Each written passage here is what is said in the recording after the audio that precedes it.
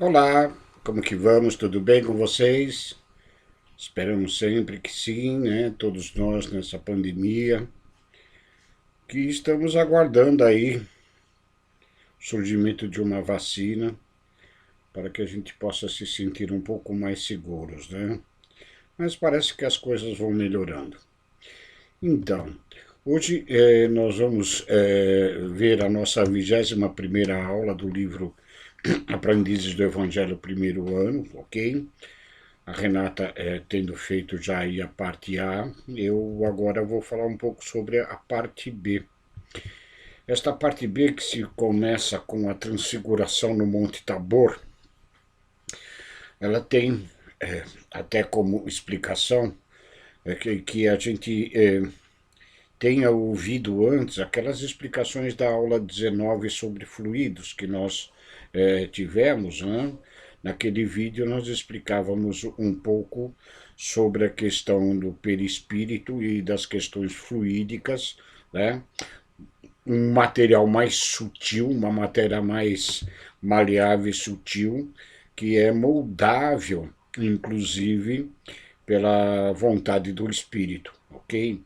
Então é importante que, para a gente entender um pouco esta aula, a gente preceda com o conhecimento sobre a questão fluídica, tá bom? Então, em Mateus, no capítulo 9, desculpa, Mateus não, Marcos, em Marcos, no capítulo 9, nos versículos de 2 a 8, há a seguinte passagem que se denomina como a transfiguração no Monte Tabor. 6 dias depois, Jesus tomou consigo Pedro, Tiago e João e os levou sozinhos para um lugar retirado sobre uma alta montanha. Ali foi transfigurado diante deles. Suas vestes tornaram-se resplandecentes, extremamente brancas, de uma alvura tal como nenhuma lavanderia na terra as poderia alvejar. E lhes apareceram Elias com Moisés, conversando com Jesus. Então Pedro, tomando a palavra, diz a Jesus: Rabi, é bom estarmos aqui. Façamos, pois, 3 tendas, uma para ti, outra para Moisés e outra para Elias. Pois não sabia o que dizer, porque estavam atemorizados. E uma nuvem desceu, cobrindo com sua sombra, e da nuvem saiu uma voz: Este é meu filho amado, ouvi-o. E de repente, olhando ao redor, não viram mais ninguém, Jesus estava sozinho. Então, essa passagem tem um pouco assim, um pouco de enigma, né? Essa questão da alvura, eu até usei a expressão lavanderia, mas ela no texto não existia lavanderia no passado, mas sim o texto diz lavadeira, eu li errado. Mas e esta questão, né? Como também essas figuras que apareceram ao lado de Jesus, onde é, Pedro, Tiago e João ali identificam a figura de Moisés e de Elias, né? E hoje a gente pensando um pouco nas questões desta passagem, como que isto se deu? Primeiro que esta alvura, como que dá esta questão dessa transfiguração, desta forma brilhante, como eles descrevem, né? Jesus transfigurado numa forma muito alva, muito branca, né? Provavelmente não tinha ali nenhuma fonte de iluminação, né? Você poderia imaginar hoje, em tempos modernos, um holofote, um spotlight iluminando uma pessoa e ela com uma roupa branca fica mais brilhante, ok? E isso não se dá, evidentemente. E a outra questão, como a gente sabe que no passado não existiam fotografias, né? E pelo que a gente entende, também não existiam a figura, é, uma pintura ou uma escultura de Moisés ou de Elias, né?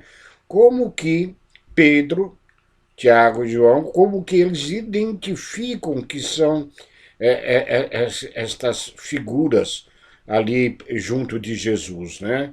Como que eles sabem que é Moisés, se não é um outro espírito, como sabe que é Elias e não é um outro profeta qualquer, ok? Então, como nós falamos, a, a, e o terceiro aspecto, né? Esta nuvem que aparece, uma voz se pronuncia, né? Como se não é nenhum dos três que estão ali falando, Jesus, Moisés e Elias, e também não tem ninguém ali com megafone para poder falar, né? Então, qual é a explicação para esse fenômeno que hoje, através da doutrina espírita, nós conseguimos, pelo menos em parte, compreender como que isto se deu, como que estes fenômenos, estas questões aí, fizeram com que este fato fosse relatado no Evangelho de Marcos, tá? Então Pedro, Tiago e João sobem ao monte com Jesus. A explicação exatamente está na questão da manipulação fluídica, muito provavelmente por Jesus.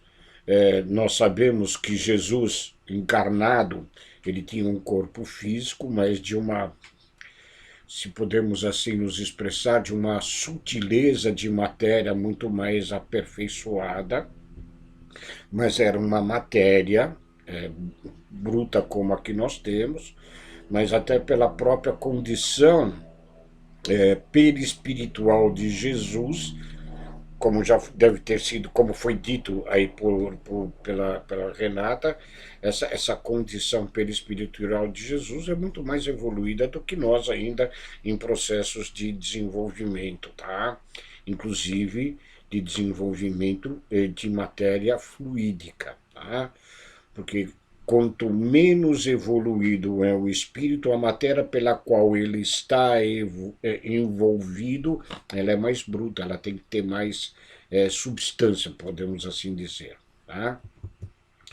Então, a questão da transfiguração de Jesus, em primeiro lugar. Tá?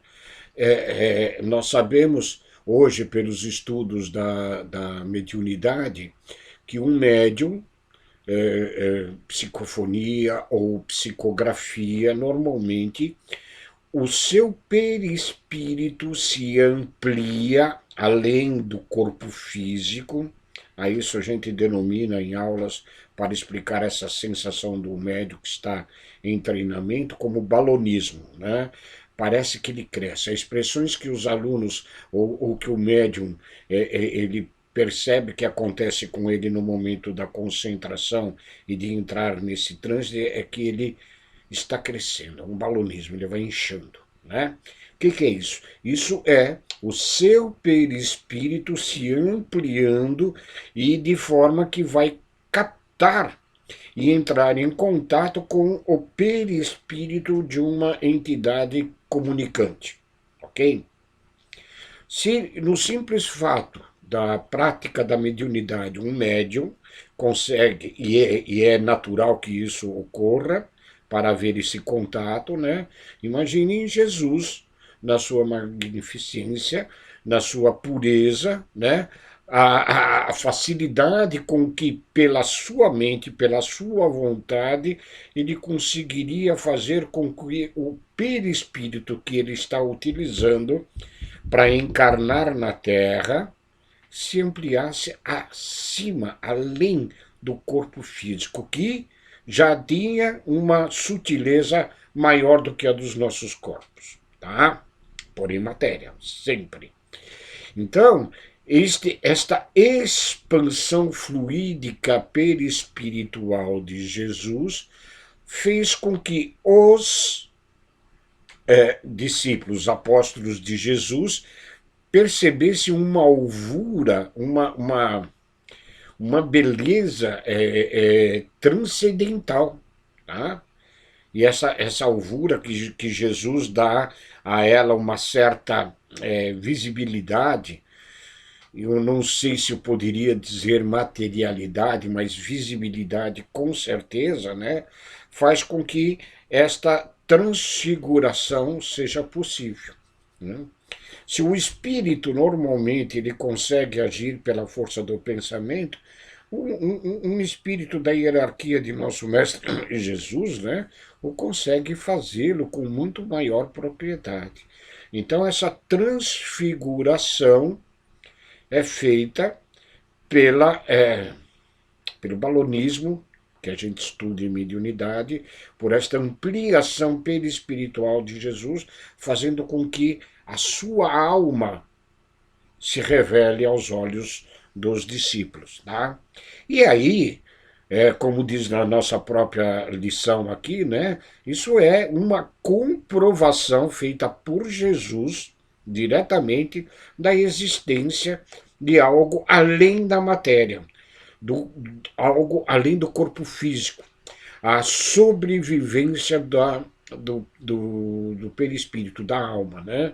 Em termos didáticos, Kardec nos colocou que o espírito, o perispírito, melhor dizendo, quando encarnado, né, quando reencarnado, ele se denomina alma. Apenas uma questão de nomenclatura para se entender, né? Todos nós possuímos uma alma. E quando nós deixamos o corpo da matéria, esse se chama perispírito, né? Que a gente vulgarmente denomina do espírito. O espírito é o ser pensante. Ele não é matéria de forma alguma, ok? É algo que nós ainda temos muito caminho a percorrer para poder entender. Tá certo? Outra questão. É sabido que quando Jesus fazia suas preleções, como no Sermão do Monte ou em outras situações, quando ele se dirigia ao público, né? Eu ouvi até de um outro palestrante essa expressão e achei muito interessante, que Jesus, além de falar, e a sua palavra, ela tinha as vibrações que tocavam no coração, no íntimo das pessoas, né? Eram palavras que não eram simplesmente ouvidas, mas elas eram principalmente sentidas, né? Tal a força espiritual do mestre no pronunciamento das suas lições. Eu imagino que quando ele falava de perdão, de amor, de sentimentos mais elevados, né, as pessoas sentiam o peso destas palavras. Né? Há uma passagem no livro de André Luiz, no momento eu não vou me lembrar, mas me veio à mente agora, onde André Luiz faz uma observação interessante.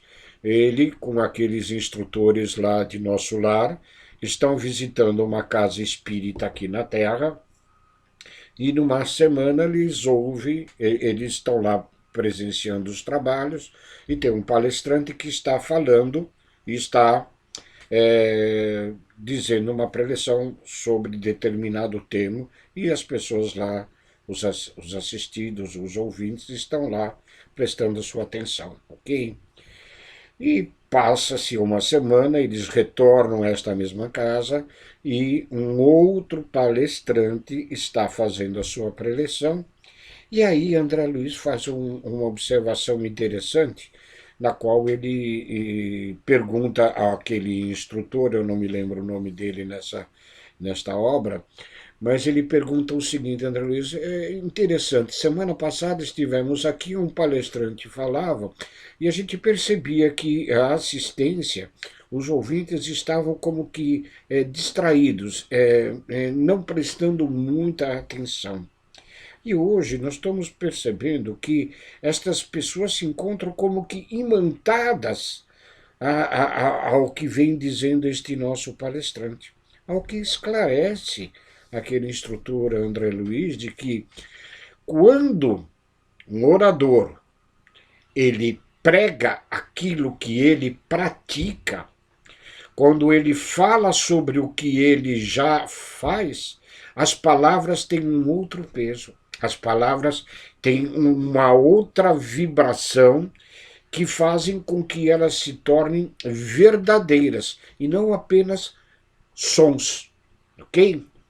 Agora, se um palestrante, aqui na Terra, com as devidas qualidades que ele possua, mas também as mesmas imperfeições que todos nós temos, maior ou menor grau.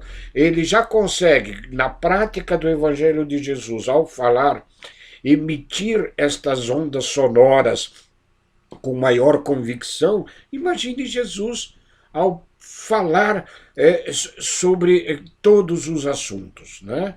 Então, a palavra que Jesus pronunciava àquelas multidões que talvez alguns de nós estivéssemos lá presentes, né?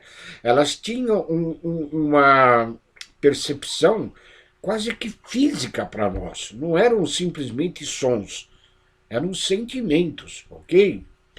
E o que eu ia dizer que, além deste peso, desta importância da palavra de Jesus, Jesus emitia imagens às mentes das pessoas que as ouviam, formando como que um audiovisual virtual, né? Um PowerPoint totalmente dele, de Jesus, né? Transmitindo a palavra com uma vibração, um sentimento forte e também uma imagem que estas palavras formavam na mente das pessoas, né? Então, muito provavelmente, e isto sem pronunciar pela boca, muito provavelmente pela força da mente que Jesus com certeza tinha e tem, né? Então vejam que a questão da identificação dos nossos personagens, Moisés e Elias, ali personificando a lei e os profetas, né? Provavelmente Jesus projetou esta ideia aos seus discípulos, aos seus apóstolos, e que talvez eles também, por ter uma condição espiritual também acima da média nossa daquela ocasião, naquela época, né, tenham se apercebido da importância daquele fato, daquele momento, mostrando estas figuras. Ou seja, nesta simples passagem em Marcos, nós temos aí a comprovação da existência da alma, na transfiguração do Mestre, né? A comprovação da existência do Espírito após o desencarne, pois que ali estavam Moisés, que já tinha desencarnado mais de 1000 anos antes da vinda de Jesus, da sua encarnação aqui na Terra, de Elias, que foi outro profeta, e que já tinha reencarnado na figura de João Batista, como primo de Jesus, à mesma época, tá? E tinha sido decapitado a mando de Salomé, pelo rei Herodes, né? Então vejo que nesta simples passagem todo este conjunto de princípios que a doutrina espírita nos traz está ali representada. A força fluídica, a força do pensamento, da palavra, da ideia, do espírito, né? A transfiguração, o perispírito, a existência da alma, a existência do espírito após o desencarne, né?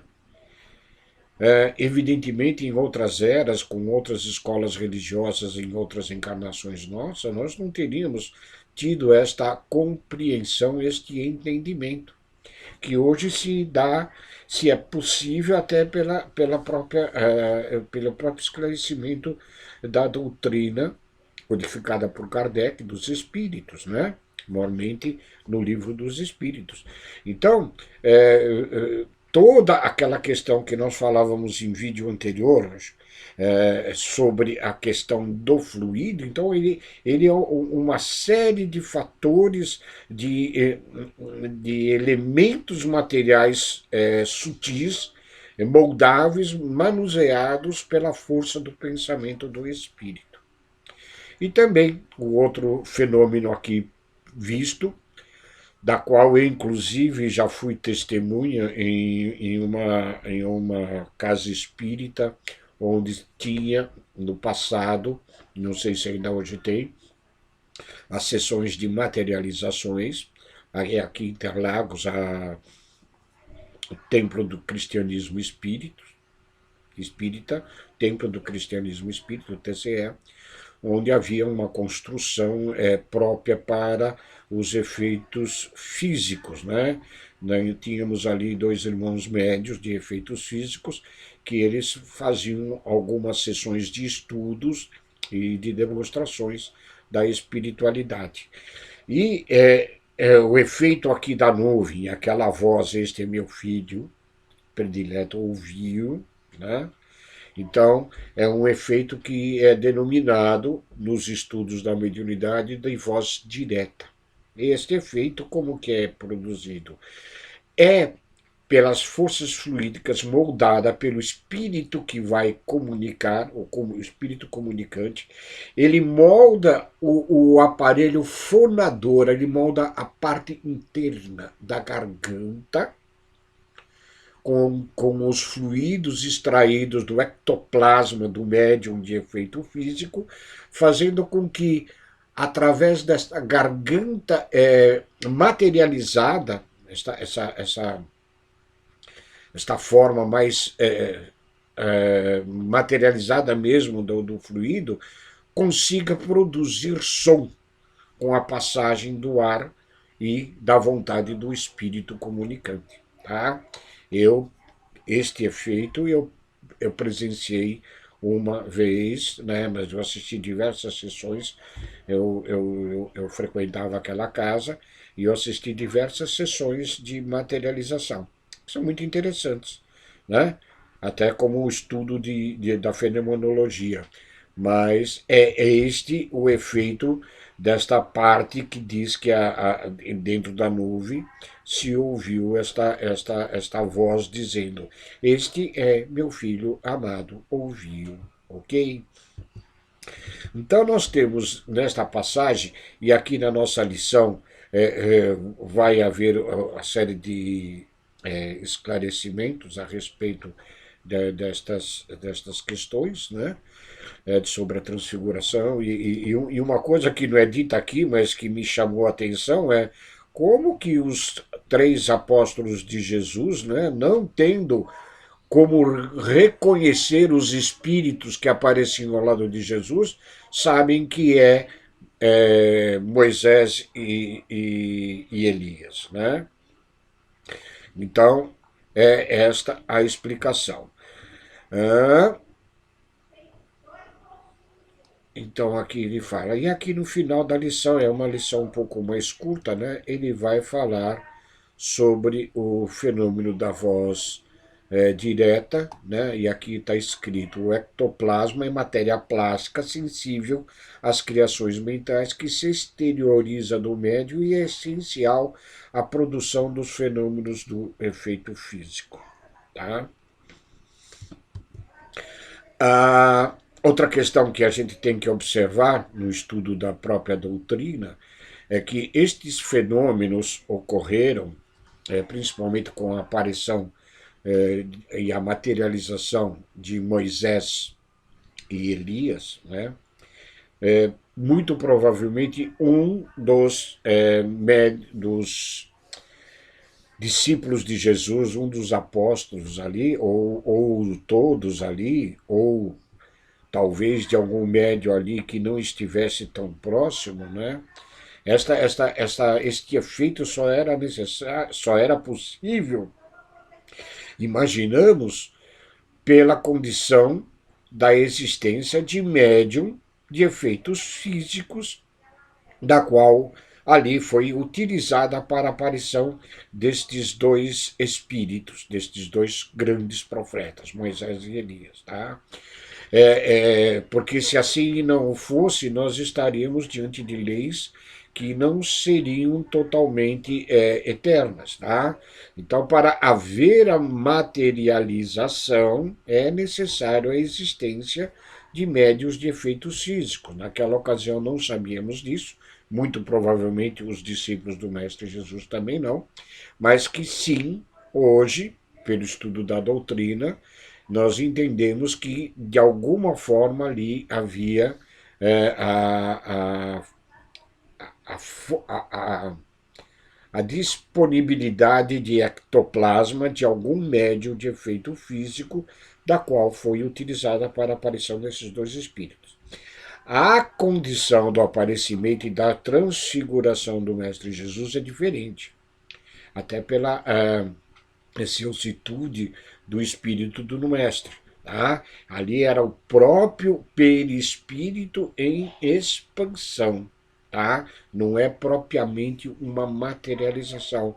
Nós usamos anteriormente até o termo de uma visualização, uma forma de se visualizar todo o seu perispírito, ok?